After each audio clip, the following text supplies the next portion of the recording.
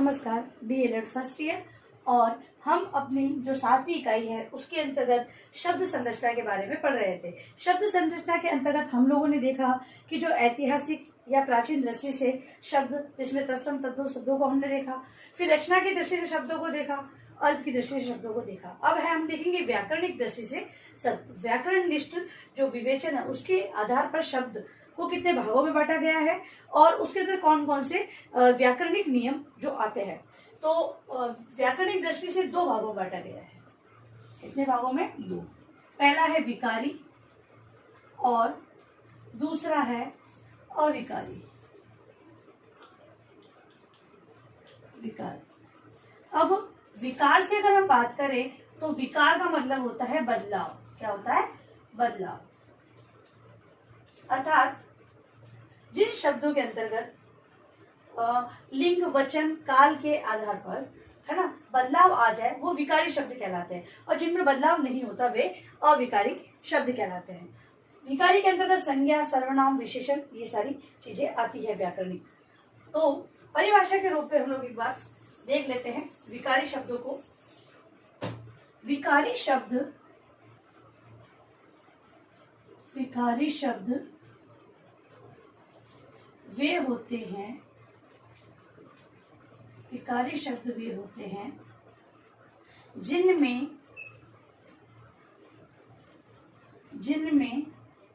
विकार, क्या बताया था, मतलब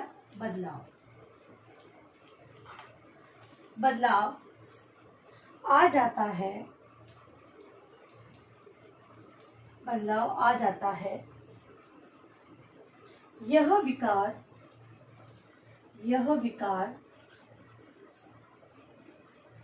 लिंग, वचन,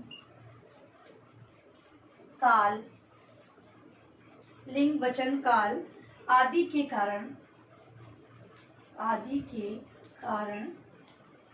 आता है। मतलब किसके कारण? लिंग, वचन और काल के कारण आता है। यह विकार संज्ञा, सर्वनाम, विशेषण और क्रिया शब्दों में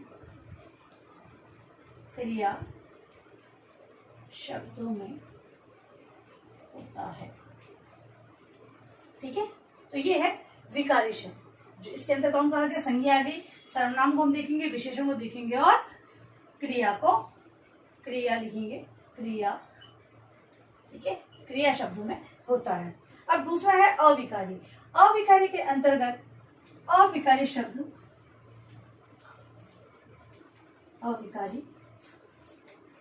ये लिखेंगे अविकारी शब्द वे होते हैं। अविकारी शब्द वे हैं जो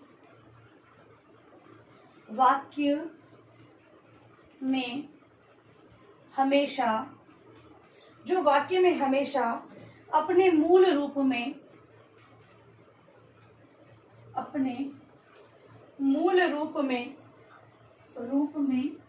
ही रहते हैं, अपने मूल रूप में ही रहते हैं।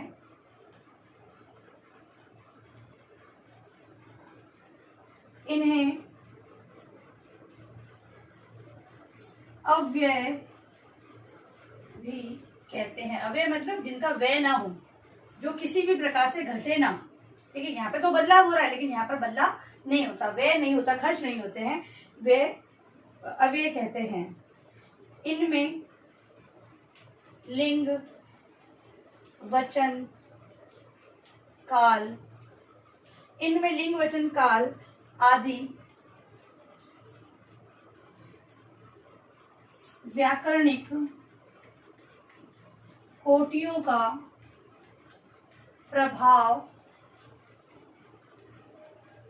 नहीं पड़ता। ठीक है, मतलब कि अब दोनों में फर्क देख लें कि ये लिंग, वचन और काल के आधार पर परिवर्तित होते हैं और इसके अंदर संज्ञा, सर्वनाम, विशेषण शब्दों को लिया जाता है। ठीक है, संज्ञा शब्द होंगे उसमें भी लिंग के आधार पर चेंज होगा, वचन के आधार पर परिवर्तन होगा और काल के आधार पर। सर्वनाम शब्द होंगे जो संज्ञा के स्थान पर काम आते हैं, उनको भी लिंग के आधार पर, वचन के आधार पर और काल के आधार पर बदलाव होता है। लेकिन यहाँ पर क्या होता है, ये लिंग, वचन, काल के आधार पर परिवर्तित नहीं होते हैं, इसीलिए इन्हें अविकारी या अव्यय भी कहते हैं, जिनका खर्च ना हो। अब हम विकारी के अंतर्गत सर्वप्रथम एक मिनट पहले हम लोग अविकारी के अंतर्गत उदाहरणों को देखेंगे।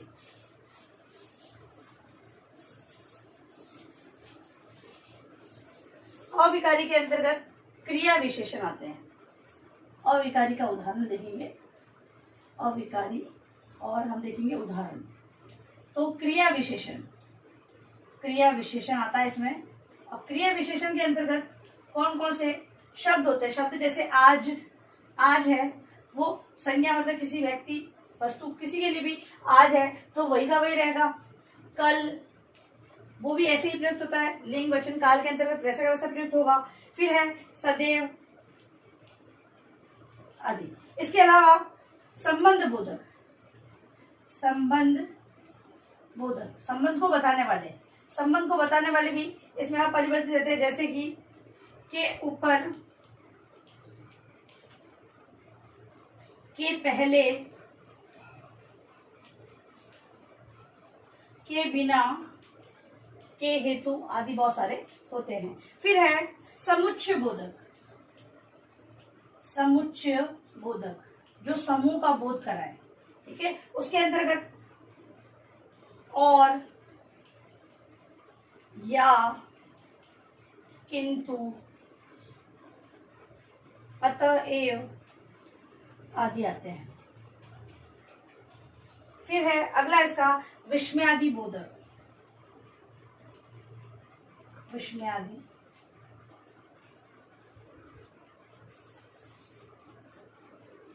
विस्मयादि बोधक। इसके अंतर्गत ओह, अरे, शाबाश, उफ आदि आते हैं। देखिए, विकारी के अंतर्गत संज्ञा, सर्वनाम, विशेषण और क्रिया को पढ़ा। ठीक है, इसके अंदर क्रिया विशेषण, संबंध बोधक, समुच्चय बोधक और विस्मयादि बोधक आते हैं। अब विकारी पदों के हम लोग प्रकार पढ़ेंगे, जिसमें हम सबसे पहले क्या पढ़ेंगे, संज्ञा। सभी को पता है संज्ञा होती क्या है, लेकिन हमारे जो पाठ्यक्रम के अंतर्गत दी गई है उसके बारे में हम लोग थोड़ा सा जानेंगे। तो संज्ञा पहला क्या है, विकारी के अंतर्गत संज्ञा को हम लोग देखेंगे। तो जो शब्द, संज्ञा का मतलब तो होता है नाम, किसी भी चीज का नाम। तो जो शब्द किसी वस्तु, व्यक्ति, वस्तु, व्यक्ति, प्राणी, प्राणी, स्थान और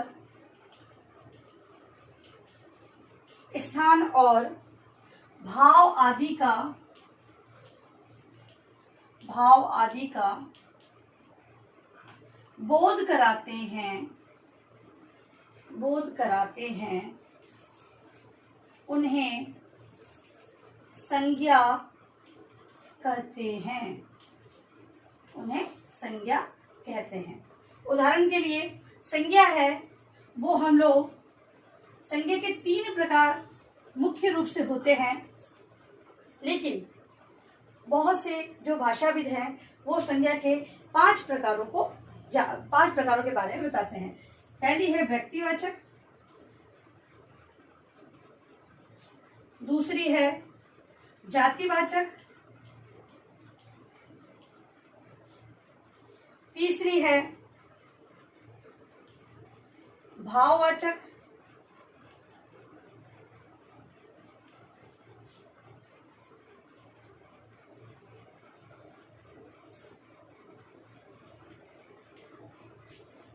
चौथी है द्रव्यवाचक और 5वीं है समूहवाचक।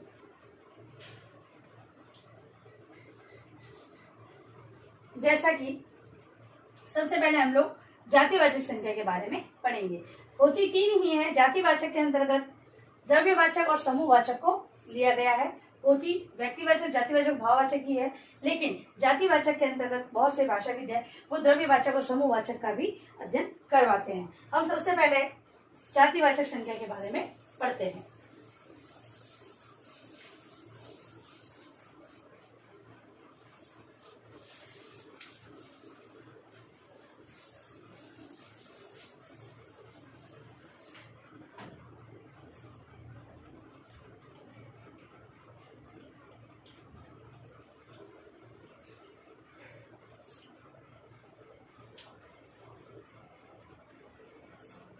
व्यक्तिवाचक संज्ञा के बारे में सर्वप्रथम हम लोग पढ़ेंगे। व्यक्तिवाचक संज्ञा जो पहला प्रकार हम लोगों ने देखा, तो जिस शब्द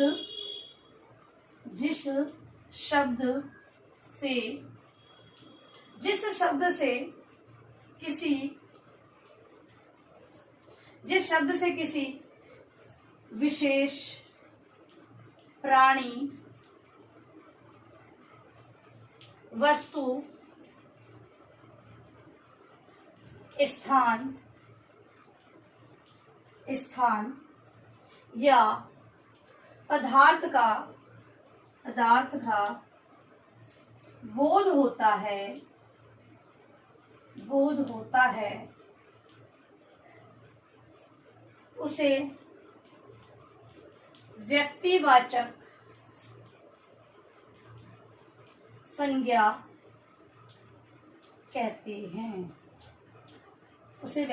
संज्ञा कहते हैं। उदाहरण में जैसे महात्मा गांधी जी, इसके अलावा गीता, रामायण, भारत आदि, ये है व्यक्तिवाचक संज्ञाओं के नाम। इसके अलावा दूसरा जो प्रकार है वो है जातिवाचक संज्ञा।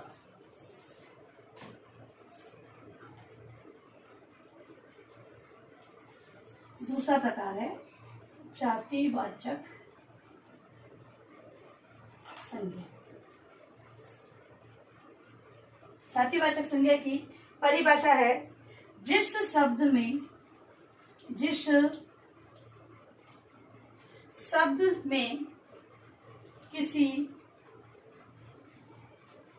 किसी वर्ग या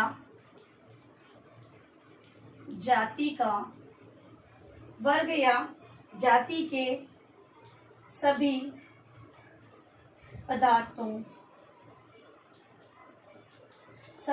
पदार्थों, वस्तुओं या प्राणियों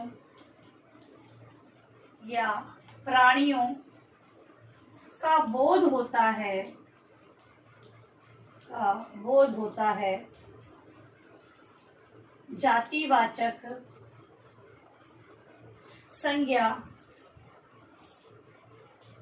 कहलाती है।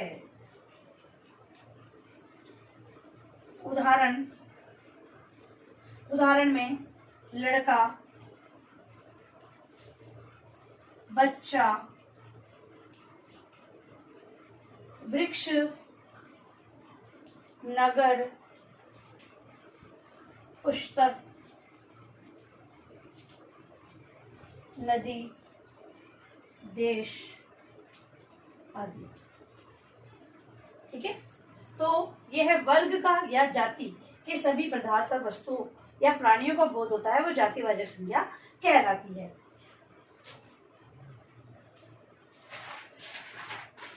इसके बाद है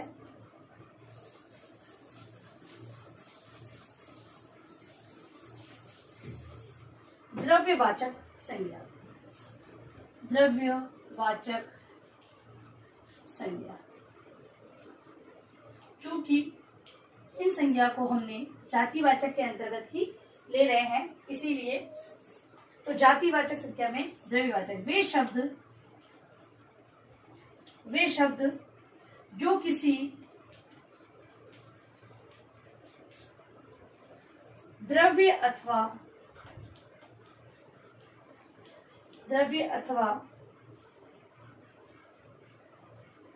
पदार्थ का बोध कराते हैं द्रव्यवाचक संज्ञा कहलाती है। उदाहरण के अंतर्गत सोना, बाजरा, ऊन आदि। देखिए ये पदार्थ है और द्रव्य अथवा पदार्थ का बोध कराते हैं। तो सोना है वो भी एक धातु है, बाजरा है अनाज है, ठीक है, और ऊन, ठीक है, ये सारी चीजें क्या है, द्रव्यवाचक के अंतर्गत आती है। अब है समूहवाचक संज्ञा। समूहवाचक संज्ञा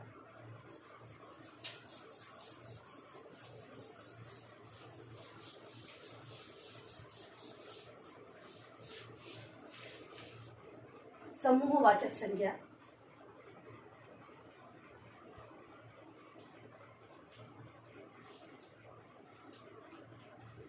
समूहवाचक संज्ञा के अंतर्गत वे शब्द जो किसी समूह का बोध कराते हैं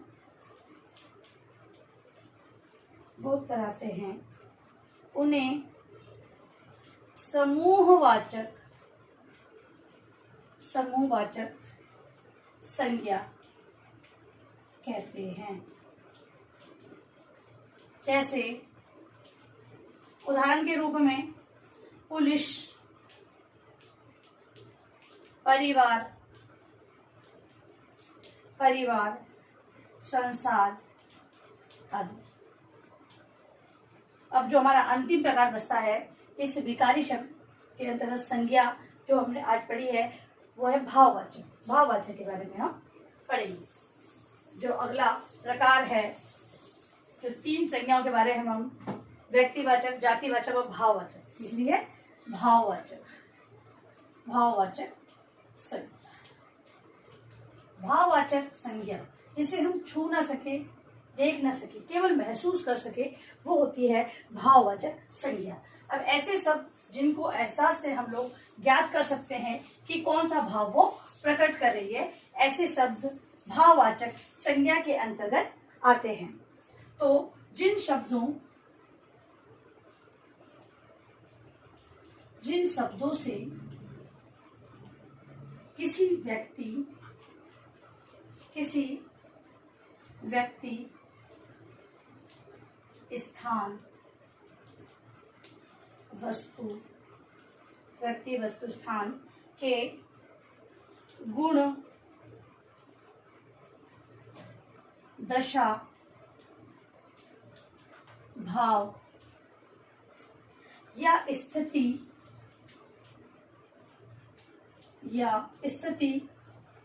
का बोध होता है उन्हें भाववाचक संज्ञा कहते हैं। इसके उदाहरण में हम लिखेंगे जैसे परशुराम को क्रोध आ गया। परशुराम व्यक्ति है, उसे क्रोध आ गया।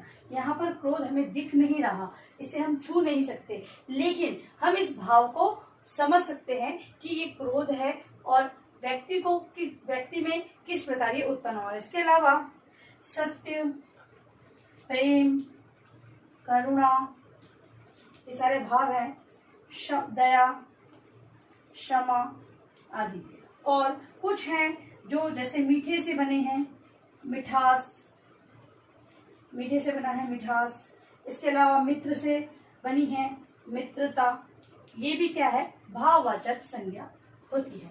अब अंत में आप अपना गृह कार्य प्रश्न लिखेंगे। गृह कार्य प्रश्न जो कि आपको अनिवार्य रूप से अपने उत्तर पुस्तिका में लिखना है।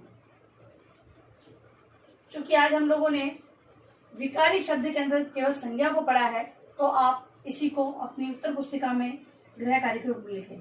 संज्ञा किसे कहते हैं, किसे कहते हैं, इसके भेदों का वर्णन करें। संज्ञा किसे कहते हैं, इसके भेदों का वर्णन आप लोगों को अपनी उत्तर पुस्तिका में करके लाना है। और अंत में आप लोगों से निवेदन है कि इस कोरोना महामारी के अंतर्गत आप लोग कम से कम ये आवश्यक कार्य होने पर ही घर से बाहर जाए, और घर से बाहर जाते हैं तो 3 बातों का विशेष ध्यान रखें। मास्क लगाएं, सोशल डिस्टेंस रखें और हाथों को बार बार सैनिटाइज करते रहें। सुरक्षित रहे, सभी का ध्यान रखें। धन्यवाद।